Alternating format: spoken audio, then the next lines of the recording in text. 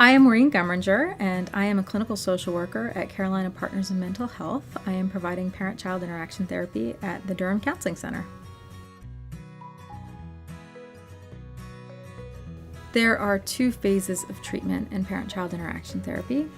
In both phases, the parents are receiving direct instruction from the therapist, and then they have the opportunity to use the skills that they've learned in the sessions with their children while receiving direct instruction, coaching, and cheerleading from the therapist. Then the parents are asked to take those skills home and practice them for specific amounts of time every day. And they come back each week and report back on their progress and do some troubleshooting around what went well and what they could use some help with trying to figure out. In the first phase, we mostly focus on classic play therapy skills, specific praise, behavioral descriptions, and reflections. In the second phase of treatment, we focus on behavioral management strategies. And the design is set up that way in order to first reestablish the positive, loving, warm relationship between the parent and the child.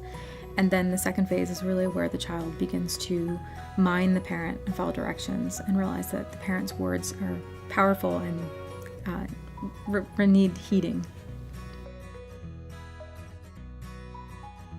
My favorite part of parent-child interaction therapy is that often by the time parents get to PCIT, they feel overwhelmed, they feel like their child is out of control, and that makes parenting very difficult.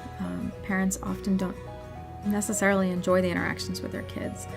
And one of the things that I love so much about PCIT is that it really restores the warmth and connection and security to the parent-child bond. And so, parents and children, they learn that they can really enjoy each other's company again. And that's a primary strength, I think.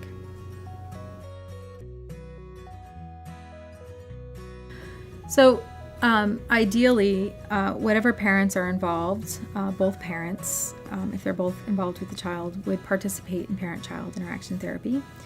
The way that works is that both parents or multiple caregivers receive the direct instruction, and they take turns receiving the real-time coaching and cheerleading in the sessions with their children. They're both encouraged to go home and do the homework separately with their child. And sometimes, if parents are married and living in the same family, they can come together and we can do all the instruction in the same session.